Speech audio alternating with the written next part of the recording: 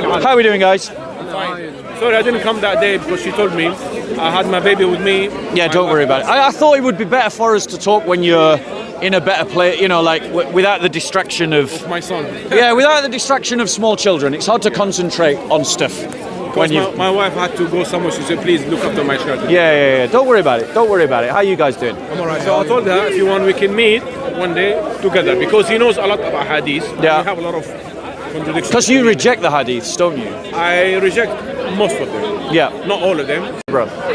Yeah. Go on. You were saying. We'll have to talk. Yeah. Yeah. So I thought maybe we can be together, three of us. Yeah. Everyone have different set of mind. Yeah, I would love to talk. I think it would be nicer if we talk away from the park than in the park. Yeah. You know, because in this environment, if we have a conversation, attraction. yeah, there'll be people crashing into it, and I'd rather have a calmer conversation. And you know, one of the topics we can talk about is your attitude to hadiths. Because I agree with you, I obviously reject all the hadiths. Everyone have different. Yeah. Yeah, you reject most of the hadiths, and he rejects all the Shia hadiths. So we're all hadith rejectors here. There's not a single one of us that isn't a hadith rejector. Why do you though? What? I thought you do. Why do you though? Why do I reject hadiths? So the reason why I reject hadiths is because There is clear ayahs. he was asking me. Sorry. Firas. So the reason why I reject hadiths is because they're hundreds of years late. The argument that you can trust a hadith is just completely bogus and made up. It's all based on these books of biographies. But what makes the books of biographies reliable and trustworthy? And also the books of biographies are even later than the hadiths themselves. So they're hundreds of years late. They're only vouched for by other books, and that's not a validation of anything. We know that people were making up spurious and fake hadiths, especially when the Abbasids overthrew the Umayyads, or was it the Umayyads overthrew the Abbasids? I always get those two mixed up. One overthrew the other. And we know at that time that everybody started making up hadiths to justify their camp and to justify their position and practices. And also Quran. I haven't finished. The other reason is that hadiths, like, they literally contradict one another. They literally contradict one another. I haven't seen one. All of it. Big time. Yeah, they contradict one another. And plus, if I was to believe the hadiths, I would just have to conclude that Muhammad was an evil man. I really would. Bottom line, if I believe the hadiths, Muhammad was an evil man. But that's apply. Sorry, we're having a conversation. You can join in, but just be polite. this point. That's fine. This is apply of He's with every me, I know. single part of this history, any history of Yeah. life. This is apply in every single history. Yeah. Hadith is let's say it as a history. Are you a hadith rejector as well? No. No, he's I'm just Salafi trying. a bit. I'm just trying. I know. Fuck it. Man. You're friends, right? Man.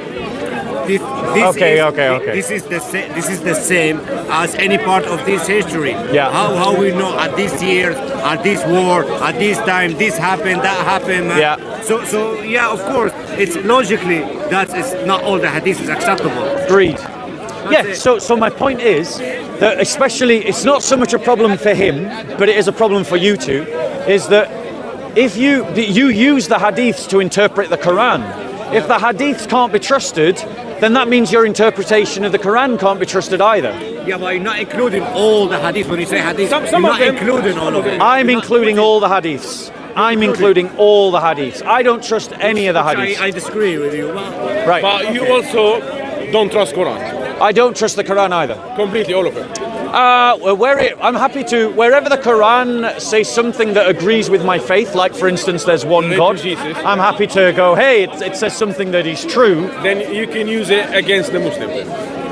Because the Quran said a lot of good things about Jesus. Yeah. you denying the meaning of the hadith or the action. It's not true that someone has transferred it from one generation to the other. So what do you deny in? I'm denying all of it. So I deny, one second. One This second. is not correct. Didn't happen. Yeah. This person has Yeah, said that or that. I'll give you an example. never exist. I'll give you an Is that example. what you mean? I'll give you an example. Yeah. I'll give you an example. In the methodology of Imam Muslim, when he was writing his Isnad chain, is that he just assumed That's the big word. Underline that. Put it in italics. And let me finish my point. No, I'm going to finish my point. I'm going to finish my point. I'm going to finish my point. Going to finish my point. Imam Muslim, in his methodology, simply assumed that because two people in an isnad chain could have met, that therefore they did meet. He has no evidence they ever actually met. Sahih al-Bukhari, Imam Bukhari, he never writes down what his methodology is. The methodology that Muslims think that Sahih Imam Bukhari is using is what later scholars think that he used. They don't know the methodology that he used to create his chains. So as you're saying, if we apply this theory on your books, would be correct? So let me address my Gospels. Okay. Let me use my Gospels. That's a fair question. I made a criticism, and it's only fair that let me finish. It's only fair if I make a criticism of Islam that you should be able to apply that criticism back to my religion and to see if my religion can pass the test. But here's the point. The Gospels were written within the first generation of the church. So there was no need for an isnad chain. We knew. How I know? Right. So the Gospels were all written in the first century. They were all written at the time that the apostles and the witnesses were alive. They don't need an isnad chain because the community knew who wrote them. But from Whereas the reason stay. The reason no, don't send him away, Firas. I told him you knows a lot.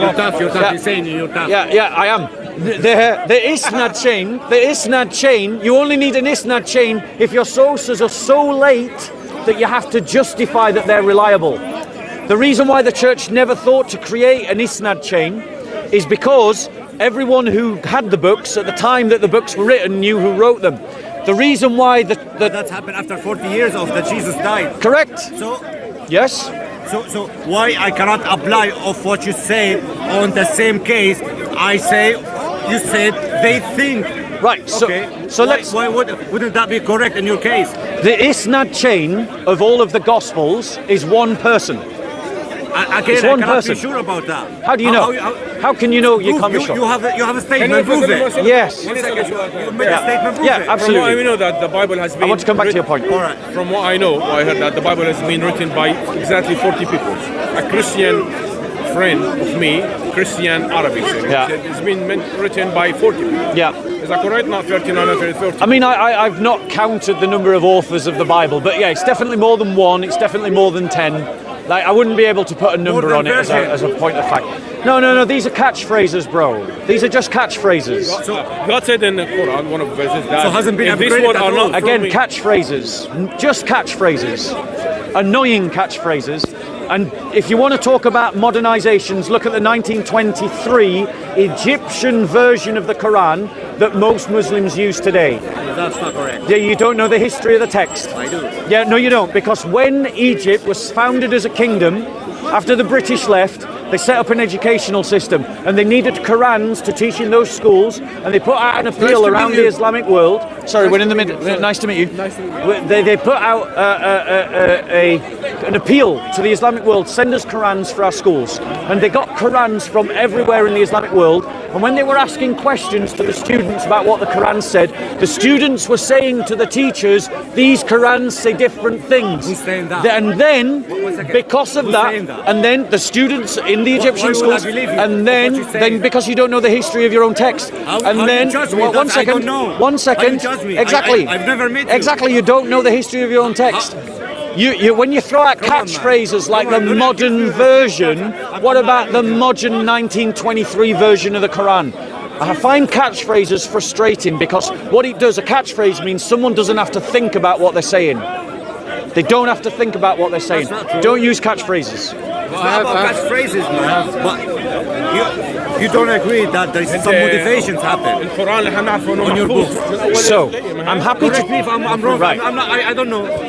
It might be catchphrases. Is there any motivations happen on your books? Yes. Okay. So what do you call that Right. in English? So, what do you call that? so we- upgrade, update, Right. motivation. So what do we call it to the 1923 Quran then? We call it revisions, upgrades, and modifications. But I didn't. You agree about your motivation. I didn't agree about that. Your- And your you agreement- haven't proved it. Your agreement is not needed for the facts, my friend. I thought Your you said- agreement is not needed for the facts. Oh, and you saying it doesn't say that is correct. The 1923 version of the Quran was produced in 1923. When you say version of Quran, Yeah. there is nothing called. Of course there are versions of the Quran. The Hafs Quran, the Wash Quran, the Duri Quran, they're all different Quranic texts. So you don't believe in the Quran is the word of God. You don't believe Muhammad is the prophet of God, of course. Yeah, everything. None of this. What about in the Old Testament? You've got to be more forceful if you want to get Yeah, I into know. this. I can see. Let's go to the Old Testament. As you know, everyone knows that God said He will make a great nation from Ishmael. Yes. Do you think Muhammad is related to Ishmael? No. Okay. If not Muhammad related to Ishmael, do you have, because this blessed is promised by God in Yeah. the Old Testament. Yes. Did any other nation or prophet claim the blessing of Ishmael? Yes. If not Muhammad. Yes. The prophecy that it's actually recorded in the Old Testament that the sons of Ishmael become great kings. And it's finished. Yeah, it's done. They had their moment in the sun. The sons of Ishmael became great kings. It's there in the Old Testament. It's And you recorded. think it's finished? It's done. Yes. What does great nation mean, though? What does great mean? But wait, He what was said, it? "I will Let me multiply finish. and fruitful." Yes. There's so many things. So let me finish. I don't deny that God blessed the line of Ishmael. Yeah. Every Christian affirms this, and every Muslim knows that every Christian affirms this. Can we have a more intelligent conversation? The reality is, Al-Ahd al-Qadim, yes. the covenant is established with Abraham, Isaac, and Jacob. And also God who And will all- make a big, great, and blessed all nation from Ishmael. and all the prophets were sent to Israel. Even the Quran says that the gift of prophecy was given to Israel. So even the Quran affirms that. No prophet comes outside of Israel except in the New Covenant. Except in the New Covenant. Deuteronomy 33, and this is the blessing where with Musa, the man of God, blessed the children of Israel before Yes. these days. Yes. And he said, the Lord in the middle come from Sinai and rose up from Sa'id into them, which is related to Jesus, and he shied from Mount Paran. Yeah. So basically he mentioned two things. For me it's mean rise of Islam and rise of Christianity. That's your eisegesis. You're reading into the text something that's not there. It is from the Old Testament. Yeah, but the way you're interpreting it is not in the text. It's not in the text. Not in So the text. How do you interpret it then? So can what we- shines so let forth me- from Mount Paran? The glory of the Lord. Can we just come back to the whole Yeah, but Quran? everyone knows that Ismail was living Right. in Paran. Wait. Can we come back to the Quran conversation for a second? Yeah. So I have two questions. You said that the Bible, the New Testament was written, the people knew who wrote them, and therefore that's how they were put in the canon. But my two questions are, then why is it that there's been books that has been taken out and taken into the canon Yeah. hundreds of years after? Yeah. And the second question is, why were the books attributed to the authors like about 200 years in the second century? Right, so two questions, two answers. Answer to the first question is that in the early church, the understanding of the canon was globulous, nebulous. It wasn't a question that the church had really addressed. When it addressed the question, it came up with the 27 books in the New Testament. In the Reformation period, Martin Luther took some books out of the Old Testament because to him, the Old Testament was what the Jews were using, but the Jews had decided their canon at the Council of Jamina in the year 100 AD, and Martin Luther just wasn't aware of that. But whereas the early church was using the Septuagint, which contained the extra books that Martin Luther took out. Now, so that explains the questions about the books. Now, the attribution of the names. The attribution of the names is in the 2nd century, you're quite right. And the reason why it occurs in the 2nd century is because by that point, the cultural memory of the church was dying out. The people that were there in the first generation of Christians, and maybe even the second generation of Christians, knew who wrote Matthew, Mark, Luke, and John. But because the church in the 2nd century was losing that cultural memory, people started asking the question, who wrote this book? And so the church had to answer the question. And to answer the question, it simply appealed to its memory. And its memory was that living tradition of the church. And that's why it ascribes the names, Matthew, Mark, Luke, and John. Now, here's 1 second. Think about this. the church by this point had already spread throughout the Roman Empire. If people were making it up, we would see examples of different groups arguing that Gospels were written by different people, but they never do. It's never an argument, ever. They did argue about which books are in the canon. No, they argued about which books should be included in the canon, but firstly, that argument never, ever involved the 4 Gospels. It never involved 22 of the 27 letters. The argument was about 5 of the letters in the New Testament. 5. And I can name them. Go. Hebrews, Revelations, John 2, John 3, Peter 2. That's what they were arguing about. That was the one about the shepherds and the one about... Yeah, the shepherds of Hermes. That was one of the ones that they were arguing about as well. You're right, but obviously I'm not counting that because it wasn't one of the canonical books, right? So yes, you can include the shepherd of Hermes as well, right? But my point to you is that when it came to the authorship of Matthew, Mark, Luke, and John, there was never an argument. But if people were making it up, remember they didn't have internet in those days. Different bishops couldn't comment via text message. But there was no disagreement. No, it wasn't like someone was arguing. No, it was the Apostle Jude that wrote the Gospel of John. It wasn't like someone was writing. It was the Apostle Thomas that wrote the Gospel of Luke. That argument never occurred. Okay. I don't believe that Where am I the going? blessing of Ishmael Where am I has going? been finished. Where am I going? And, Which part of the Old Testament am I going to? there's so many things, not only one. But Just go to let's one. Talk back to Deuteronomy. the main one. Which Deuteronomy what? 33. Deuteronomy 33. Deuteronomy. Deuteronomy. Go on. You say it. Which verse do you want me to read? 33. And this is the blessing where with Moses, the man of God, blessed the children of Israel Yeah. before his death. Yeah. And he said, the Lord came from Sinai. Yeah. Everyone knows that. Yeah. And rose up from Seir into them. Yeah. And he shined forth from Mount Paran, which relate to Yeah. Kedar tribe, where Ismail lived. No, it's just a mountain. Carry on. And this is the main one for him. And he come with 10,000 of sand from his right hand, Yeah. went very low for them. Yeah. What he said here, the Lord come from Sinai, and then he mentioned 2 things that Yeah. will be rising. Yeah. That's how I see it. What do you think? Right. So it's saying that in the time of Moses, God showed him his glory on 2 mountains. Yeah. Dawned from there from Seir. Sorry, the Lord came from Sinai and dawned on them from Seir and shone forth from the Mount of Paran. So it's talking about it's talking about the immediate historical experience of the people of Israel. That is not a prophecy about Islam. Okay, but he said 2 things, yeah? He raised forth from Mount Paran. Correct. And he rose up from Seir into Yes, them. and he So shone mentioned from- 2 things. So and now yes. you're saying that the Seir, which is related to Jesus, Yeah. is right. No, I didn't. I didn't say that. No, I didn't say that. No, I didn't say Does that. Seir mean related to Jesus? No, I'm not even going to argue that point. I'm just saying that he's accounting the fact of the revelation of the glory of the Lord. That's what he's doing here, and he's doing it, and he's just mentioning 3 places that are connected to that revelation of his glory. I am not interpreting any of it as a prophecy. I'm not as 2 main. No, it's just talking. It's just describing an experience. Before he died. If I said to you, the sunrise today beautifully, and the clouds were golden, and it stretched from Hackney to I don't know, Hemel Hempstead, like. That doesn't mean that I'm making a prophecy. It means that I'm describing an event, and that's all that's happening in this passage. Okay, another one from Genesis chapter 7. Firas, can I suggest something to you?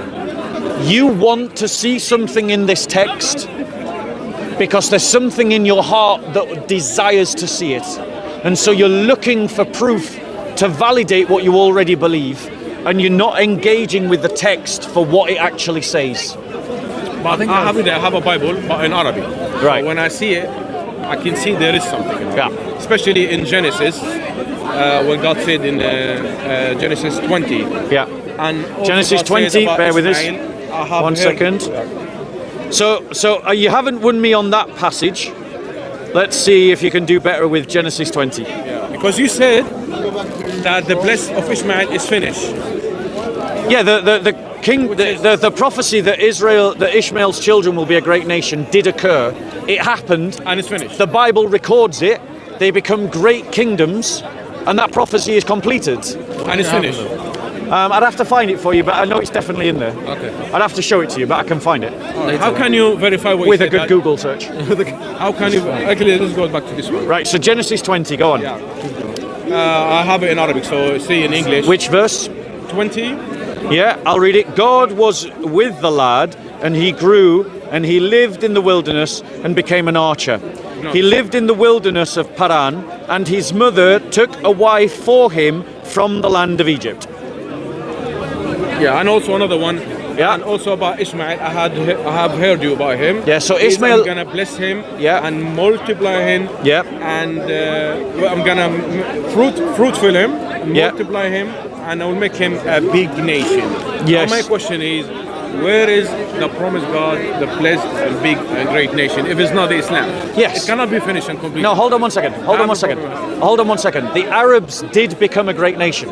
So you're relating it to Arab, not to Islam. No. It's because of their ethnicity that they received a blessing, What the blessed not their God religion. for the Jew? What? The blessed that God So gave to the Jew. look, they're not the same. Look, and I'll show you why. Because in Genesis 21, and sorry, I misread the passage. I read 21:20, and you said 20. That's what I meant. Yeah, so my bad. But in Genesis 21, in verse 11, it says, "The matter distressed Abraham greatly because of his son. But God said to Abraham, do not be distressed because the lad and your maid, because of the lad and your maid, whatever Sarah tells you, listen to her, for through Isaac your descendants shall be named. Yeah. And of the son of the maid I will make a nation also, because he is your descendant." So God promises to make a nation of both Isaac's descendants and Ishmael's descendants, and he does, but it is through Abraham's son Isaac that the covenant is given. That's from the Bible. That is from the Bible. The Bible you're What quoting. does greater fruit? But he said They will also, accept these things. I don't think God is racist, so he can give a full blessing to Isaac Yep. and a small blessing to Ishmael. Yeah. And the blessing of Ishmael is finished, where God they should be fair and give both blessings, because at that time, What does greater fruit for me? What does he mean when he says I will Quran make? perfect. Is Quran perfect? Yeah, he's atheist. Say something Quranic. that's not the conversation we're having. Yeah, that's not the conversation we're having. They're not going to accept what you're saying. Never ever. Well, I'm not Never, writing him ever. off. I think he's a sincere man. I think he's a sincere man, and I think sincere people can find the Anyone truth. reads Quran is insincere. No, that's not true. Do you know anyone? I know lots of Muslims Bring who one are of very them to me. sincere. Right, I'm looking at him. I'm looking at him. Okay. They read the One Quran, and I question think then, they're both one question. sincere. So this is sincere. I yes? think you have. I think One you're moment, too please. quick to judge One all moment, Muslims. Please, I'll prove it to you. You're going to prove to me that all Muslims. Ashhad. What is ashhad? I'm not gonna ask you Why? because I don't want to. I've told I you will prove to you already. they're liars, all of them, indiscriminately. No, they're not I've all told you liars. already. Listen, ask They're not what all is liars. ashhad. You know ashhad? I They're have not told you all already. liars. You did not answer my question when I told you where is the consciousness of a human being come from, because this one doesn't belong to this What earth. is You did not give me an shahada? answer What for is me. shahada? You're talking Tell about me. something else. Tell me your when I shahada. ask you where is the Shahada. consciousness of our human brain, where does it come from? You did not give me an answer for it. So What you is can't give me an shahada? answer for it. Shahada, you ask what shahada is, that is the lie, you can catch them out. As shahada, You when we understand? say I witness Okay. there is only one God. Did you hear that? Yeah, Witness. and Musa is a messenger of God. Not Musa. You I didn't say believe Musa. in God, Muhammad, you and said. I'm following Musa. So I'm believing in God. and follow of Musa. Faraz, I'm not interested in what he's got to say. I don't You're going believe. around. I'm not interested in what he's got to say. They Stop don't know engaging how him. to challenge you Let's just either. focus on our conversation. And you don't know how to challenge Can him. you explain to me what does it mean that he will make Ishmael a great nation? Does it mean great in numbers or does it mean great in virtue? He said, It says- it says- multiply them. That's So what they it says assume. that Ishmael will be made a great nation, Yeah. and that is a blessing that they will have power. And we see that in the Old Testament, that the descendants of Ishmael become mighty kingdoms. It's there in the Old Testament. The prophecy is fulfilled in the Old Testament. The Ishmaelites do become a mighty nation, but mighty nations But they don't- come and go. And the Arabs are a great nation. They're very multiple these days. Yeah, but what great? know? Wait, I'm trying to understand what the word great means. Okay, Does it only mean numbers, or does it mean virtue, or does it mean I'm talking in Great power. nation. He Does said it power? and fruitful then? I wouldn't. it I wouldn't. also only in I don't power? necessarily believe in virtue. No. I believe in virtue, but I don't necessarily believe that that's part of the promise to Ishmael, that his descendants will be great in virtue. And I don't believe that Muhammad is a descendant of Ishmael. Why do you not believe From that? what I Because see, there's no Muslim can prove that Ishmael is descendant from Muhammad is descendant from from Ishmael. Kedar tribe, I have seen direct It connection. doesn't prove nothing. Kedar. There were not. Would you agree that there were non-Arabs in the Arabian Peninsula in the 7th century? Right. Would you agree that those non-Arabs are not descendant from Ishmael? Some. Right? Thank you. So you don't know that Muhammad was an Arab by ethnicity. All you know is that he was someone who spoke Arab, but there were lots of non-Arabic ethnic people in the Arabian Peninsula that spoke Arabic. I think you could tell with someone's face. Do you have a picture of Muhammad's face? His people We're not had allowed a to have picture of pictures. him. The people at the time knew. I I don't have a picture, but they knew him in person. Yeah, they said he was a white man. I've been recently before in Hajj.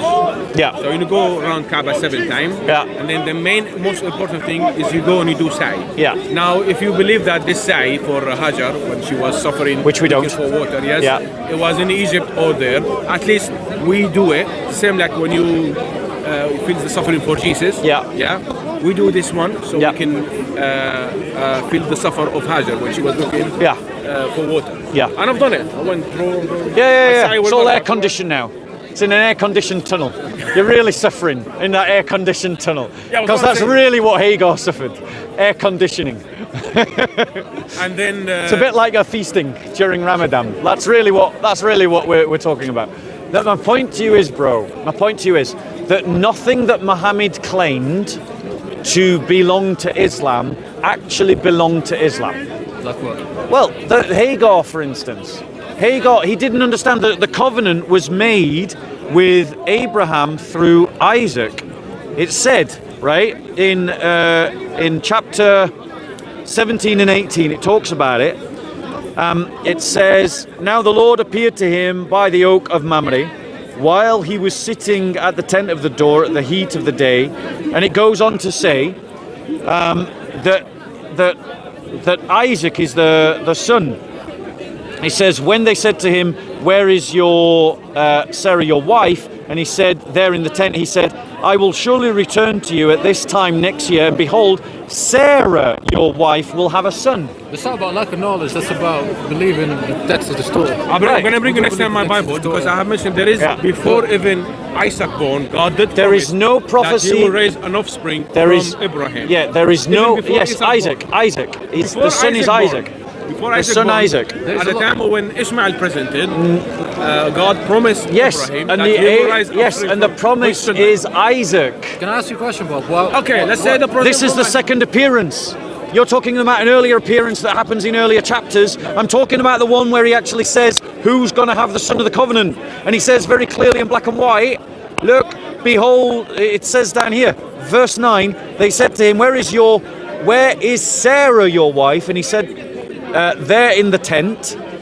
He said, I will surely return to you at this time next year, and behold, Sarah, your wife, will have a son. And Sarah, your wife, and then Sarah was listening and she laughed because she didn't believe.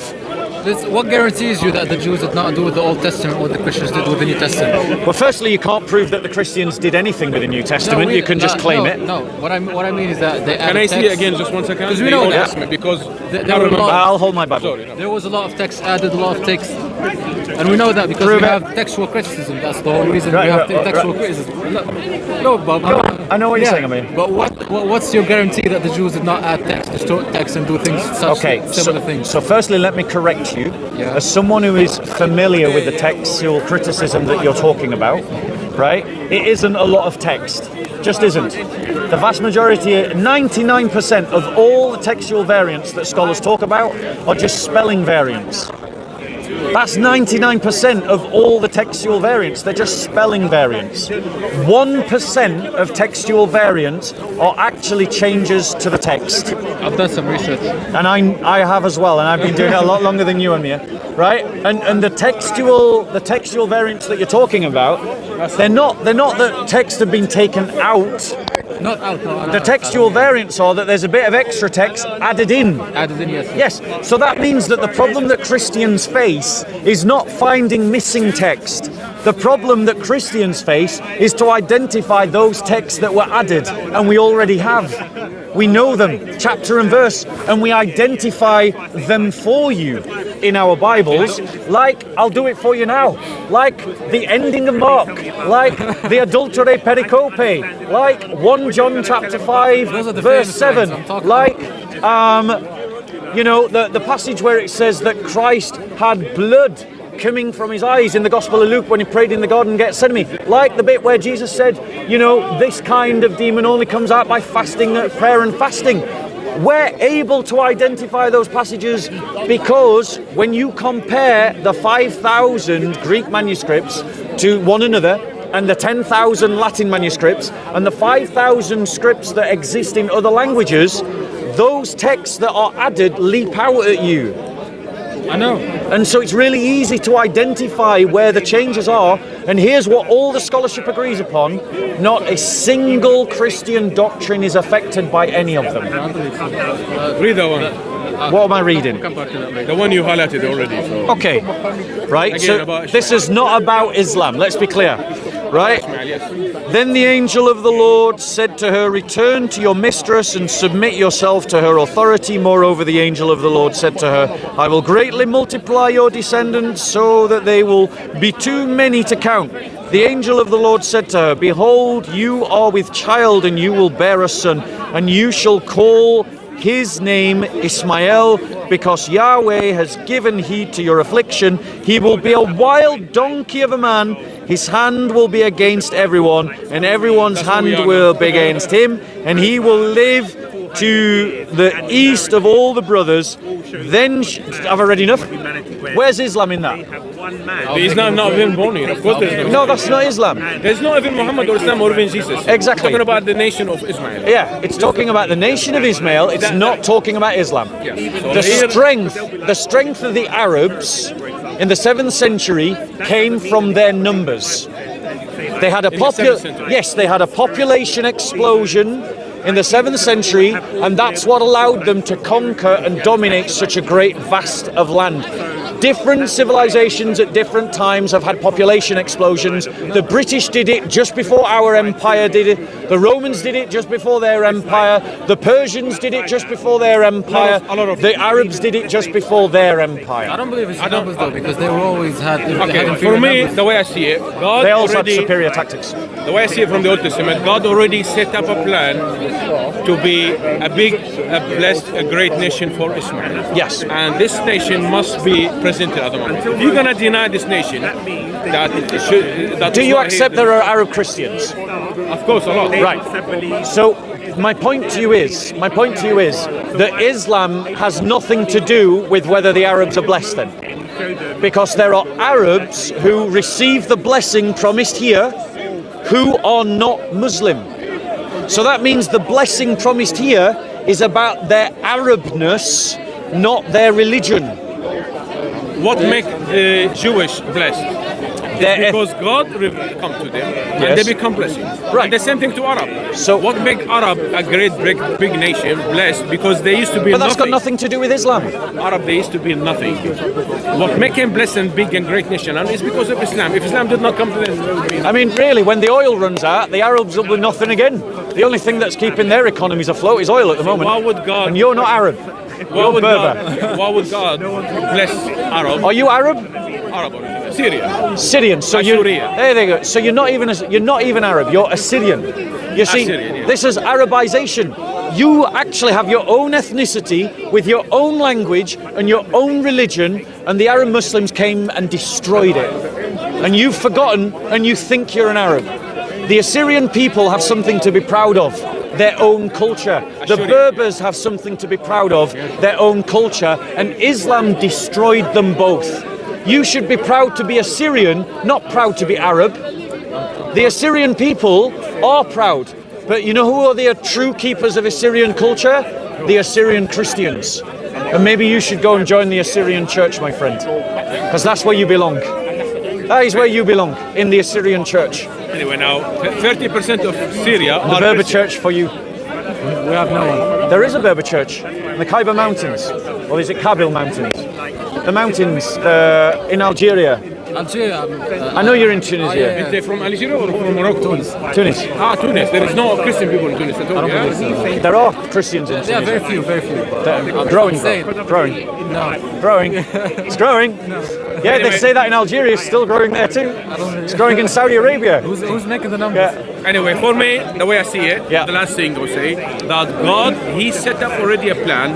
That's why we're not really following Jesus directly now. He set a plan, He put a line between us. Yeah. That we're going to be a great nation, and we must have a leadership or a messenger, so we can be a great nation. This is mentioned in the Old Testament. No, it doesn't say That's that. why He differs us from... No, it did not say that. No, I'm sorry. It did not say anywhere that God would send prophets to the Ishmaelites. Okay, how are we going to make a great, big, blessed nation Show me. without... How are we Show going me. to send His... Show me. I challenge you, Firas, because this is what I'm trying to say to you, and I mean this in love. You're reading something into the Bible that isn't there. Show me where God says, I will send a prophet to the Ishmaelites. Okay, not prophet. If He said, I will make a blessed, great nation. Yes. How are we going to send this word? Because God He to them? sent them kings that made them a mighty kingdom. And that kingdom? happens. The Ishmaelites. And it's finished. And it's over. And this bless is finished. No, the Arabs also had another blessing. The other blessing was that the Ishmaelites would be numerous as the stars. And that's what happened in the 7th century. It's got nothing to do with Islam. And it's finished now. There is no, well, even that, the blessing of the Arabs is that they are still numerous. I think the Yeah. blessing of the Arab, because they are Can we blessed be is clear for because us? of Islam. You're not Arab. If I'm Arab or not? You're an Assyrian. Okay, what are you doing? I'm Saxon. He's Berber. None of us are Arabs. And the Arabs have got us all arguing about their religion. Right? Anyway, Stop. this is the only thing. Bro, I see, as I said, I think God Firas, He put a plan Firas, between us. be Fine. proud of your Assyrian identity. I'm proud. And your Assyrian identity has its own language. Syriac is the language of the Syrian people. And it has its own religion. Christianity is the religion of the Syrian people. This is focus on me, Firas, focus on me, yeah? Like I excluded the atheist guy, focusing on me. So the fact is, this is your identity. Originally, Yeah? before. And the Berbers were Christian before Arabization. Yeah? There's so many subjects, but Show me, why do you think the Quran is... Firas, show me in my Bible where God says He's sending prophets to the Ishmaelites. I'm gonna read it again properly. We haven't read Okay. the Old Testament before, and I'll get back to you because Right. I've seen other verses. God said, mentioned clearly. But something to do you with know? this. Do you know in the Quran it says that the gift of prophecy was given to the house of Israel? I haven't read that. The prophets were sent to the house of Israel. Prophets were sent, yes. Yes. Up until Muhammad's coming, name me a prophet in that period of time that went somewhere else. No, sorry. Salah. So who's he? Sorry. Salah, the one of Ad. Are you talking about Jonah? No. Isaiah not Israel, 42 this is an verse Arab 11. Okay. Right. But no, wait. Was that before?